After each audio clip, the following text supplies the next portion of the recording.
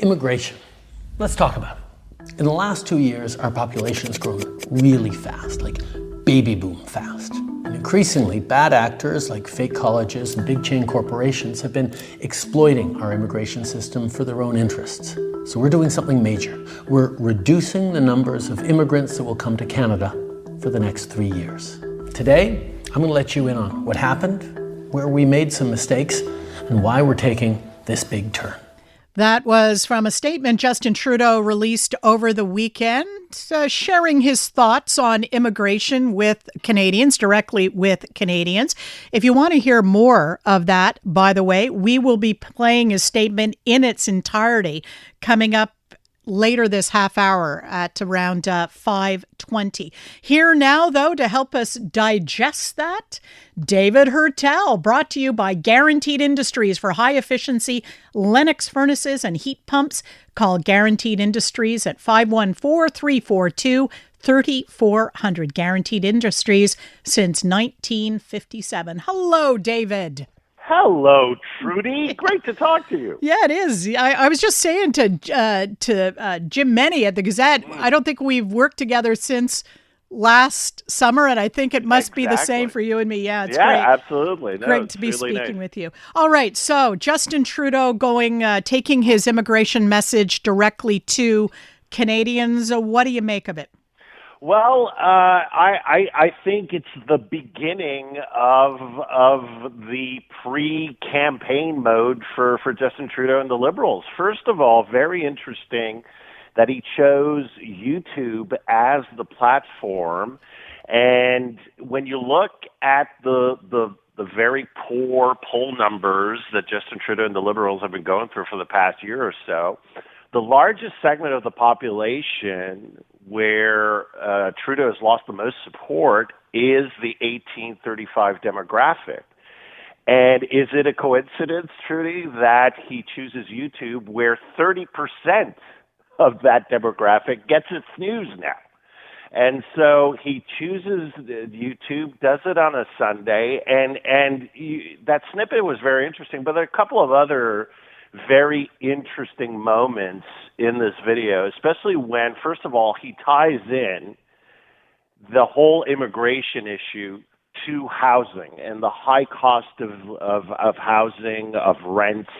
And he's trying to make a case to younger Canadians about, look, I get it, and we're moving in the direction to solving it and making housing more accessible. Because for young people, this is issue number one, and it's the reason why Justin Trudeau has been losing support in that constituency in such large numbers. So that was very interesting. And also, he is taking a direct shot in the French version to the Legault government and saying, hold on a second. In Quebec, the Quebec government has much more powers in immigration than in the rest of the country, which is true.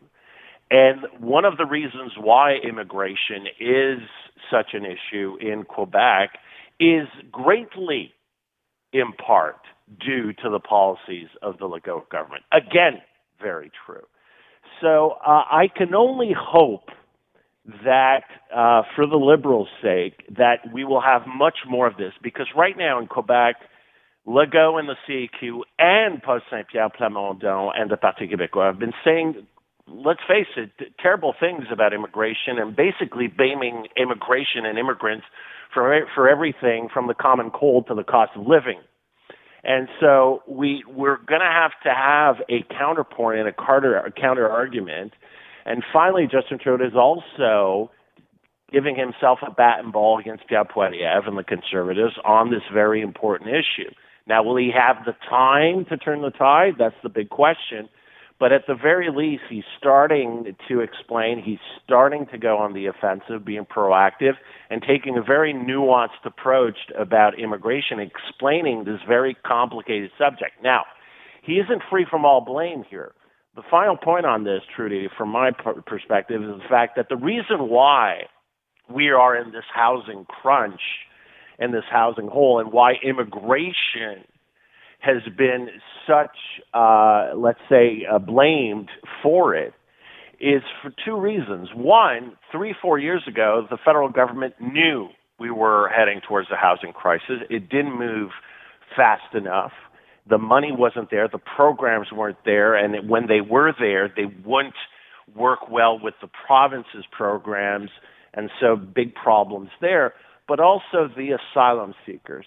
What is supposed to take 60 to 90 days, theoretically, in terms of when an asylum seeker comes into the country and gets the claim verified by Immigration and Citizenship Canada, well, what happens is that now it can take up to 5 years. And that is total incompetence. We knew this back in 2017 with the first wave of asylum seekers when I was immigration minister back in 2017. And now, still to this day, Trudeau's incompetence on this matter has been at the source of many of the problems and the attacks from the right-wing parties, both provincially and federally. Turning our attention to what went on with Quebec Solidaire over the weekend, I feel that Quebec Solidaire tried to pull one of these, don't look over here, look over there, look over there, with the l'affaire Bouazi. Yeah. By trying to get past what MNA Haroun Bouazi had said, implying that he sees othering in the National Assembly every day, pointing fingers at other groups, blaming these other groups for Quebec's problems. And they tried to kind of shift it on the head, and they came out with this emergency resolution at the party convention condemning all the hate that has been directed his way, but at the same time not endorsing his comments. What is this, a little tap dance? Oh, it's a huge tap dance, Trudie. I love the way you put it. It's like, trying to jiggle the keys to get the baby's attention somewhere else. And, what this is yet again, and we've seen it so many times now, not only with Quebec Solidaire, but with left-wing progressive parties. Here in Canada, I remember the Green Party. We've seen it with the NDP. We've seen it many times with Quebec Solidaire. The progressive left cannot make up its mind if it wants to be a party. They want to form political parties, and it's the case with Quebec Solidaire, a political party that is ready to govern, to add, to compromise, or if it's still just a bunch of activists that want to be absolutely right, who are absolutists, who are virtue signaling, and who are basically making ad hominem attacks on very serious issues without any regard for nuance. I mean, going after everybody, every single member of the National Assembly, then Quebec Solidaire, the leadership saying, hold on a second, he was exaggerating.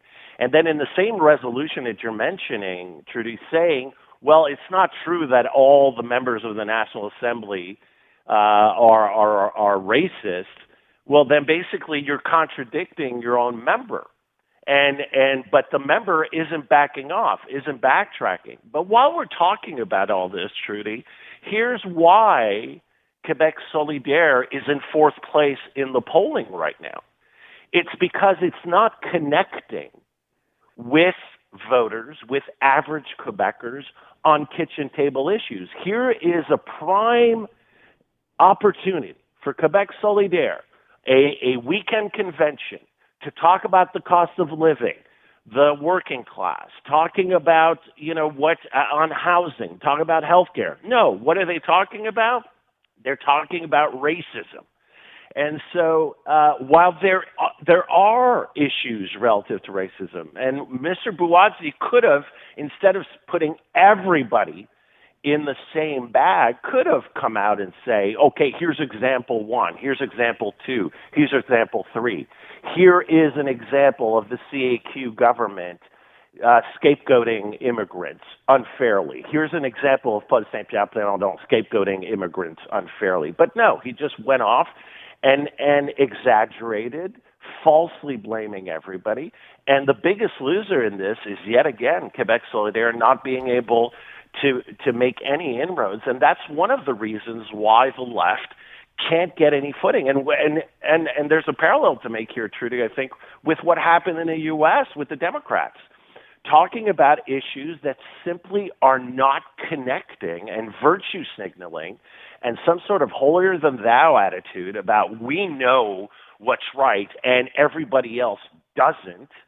Well, at the end of the day, what happens is that voters are completely turned off. Just imagine, the single mother of two right now in Boisbriand, hearing about this over the weekend or reading about this morning, listening about this today, and saying, "Oh, rolling their eyes, let's move on. I want a party that talks to my issues." And Quebec Solidaire is stuck in this merry-go-round of virtue signaling. The same guy, Bouatzi, went off on Israel and Hamas in the same type of way and got into trouble for that a few months ago. And so it just keeps continuing. And Quebec Solidaire doesn't seem to be able to get on this track of understanding that in politics you have to add, not subtract. David Heurtel, always a pleasure.